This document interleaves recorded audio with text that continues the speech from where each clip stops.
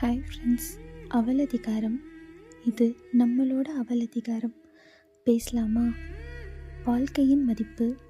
வாழ்க்கை யாருக்கும் புரியாத புதிரல்ல, புரிந்து கொள்ள நேரம் கேட்கும் ஒரு கவிதை. சில மலைகள் நம்மை நனைக்க வரும், சில கண்ணீர்கள் நம்மை வளர்க்க வரும். தோற்றுப்போன பாதைகளும் ஒரு நாள் தைரியத்தின் முகவரியாகிவிடும்.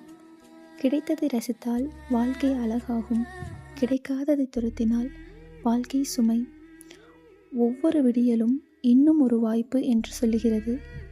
வாழ்ந்து முடிப்பது பெரிய விஷயமல்ல, வாழ்ந்த நாட்களை யாரோ ஒருவர் நினைவாக மாற்றுவதே வாழ்க்கையின் வெற்றி. ஒரு சின்ன பையன் இருந்தாங்க. அவன் ஒரு நாள் காலையில் அவங்க அம்மாவை பார்த்து, அம்மா, how much my life worth அப்படின்னு கேட்டான். இந்த கேள்வி எவ்வளவு ஆழமானது அப்படின்னு புரிஞ்சுக்கிட்ட அவங்க அம்மா, அவங்க வீட்லேயே ரொம்ப விலை மதிப்பே இல்லாத ஒரு ரத்தின கல்லை அவங்கக்கிட்ட எடுத்து அவன்கிட்ட கொடுத்து, இதை நீ எடுத்துகிட்டு வெளியே போய் இதோட மதிப்பு எவ்வளவு அப்படின்னு நீ கேட்டுட்டு ஈவினிங் வரும்போது நீ என்கிட்ட வந்து சொல்லு அப்படின்னு சொல்கிறாங்க. அவனும் அதை எடுத்துகிட்டு வெளியே போகிறான். அதை வெளியே எடுத்துகிட்டு போகும்போது ஃபஸ்ட்டு ரோட்டு கடையில் இருக்க ஒருத்தர்கிட்ட இந்த கல்லை காமிச்சு இதோட விலை எவ்வளவு இருக்கும் அப்படின்னு சொல்லிட்டு கேட்குறான்.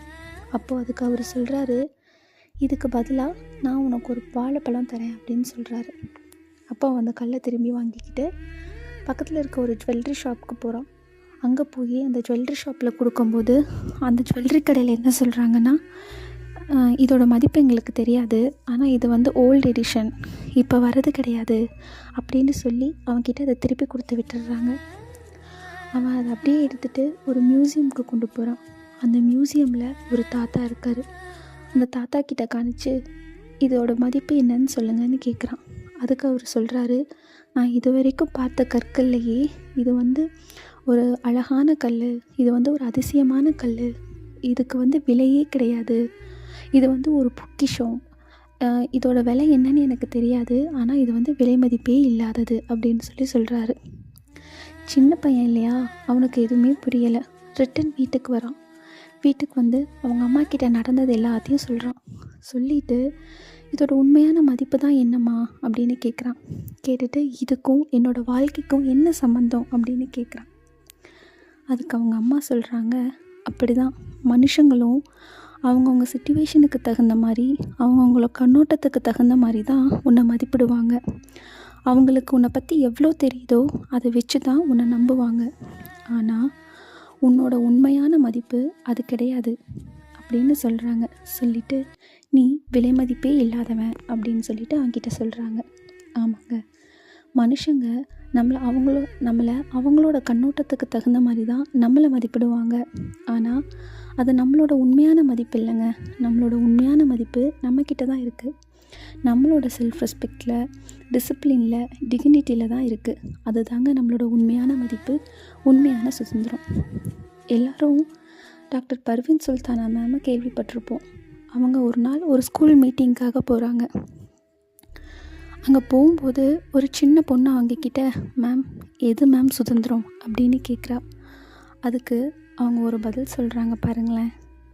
என்னை பொறுத்த வரைக்கும் சுதந்திரம் அப்படிங்கிறது எது வேணுமோ அதை கேட்குறது மட்டும் கிடையாது, எது வேண்டாமோ அதை வேண்டான்னு சொல்கிறதுலையும் இருக்குது, அதுதான் சுதந்திரம் அப்படின்னு சொல்லித்தராங்க.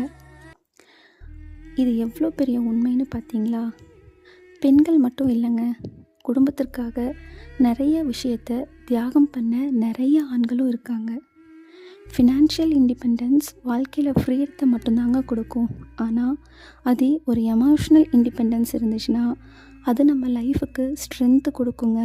யார் என்ன சொன்னால் என்னங்க, உங்கள் ஒர்த்தை நீங்கள் சந்தேகப்படாதீங்க. நம்ம சந்தோஷத்துக்கூட கீ நம்மக்கிட்ட தாங்க இருக்குது. அதை யாரோட கையிலையும் நீங்கள் கொடுக்காதீங்க. மறுபடியும் சொல்கிறேங்க, நம்ம மதிப்பு நம்ம பேங்க் பேலன்ஸில் இல்லைங்க, அது நம்மளோட மைண்ட் செட்டில், நம்மளோட கான்ஃபிடென்ஸில், நம்மளோட செல்ஃப் ரெஸ்பெக்டில் தாங்க இருக்குது. இது நம்மளோட லைஃபுங்க. வாழலாம் மதிப்போடு. Love yourself, take care. Meanwhile உங்களோட குவைட் டைமை மிஸ் பண்ணிடாதீங்க. கடைசியாக கண்ணதாசனோட வரிகளோட, வாழ நினைத்தால் வாழலாம், வலியா இல்லை பூமியில், ஆழக்கடலும் சோலையாகும், ஆசை இருந்தால் நீந்திவா. இது நம்ம லைஃபுங்க, வாழ்ந்துதான் பார்ப்போம். தேங்க்யூங்க.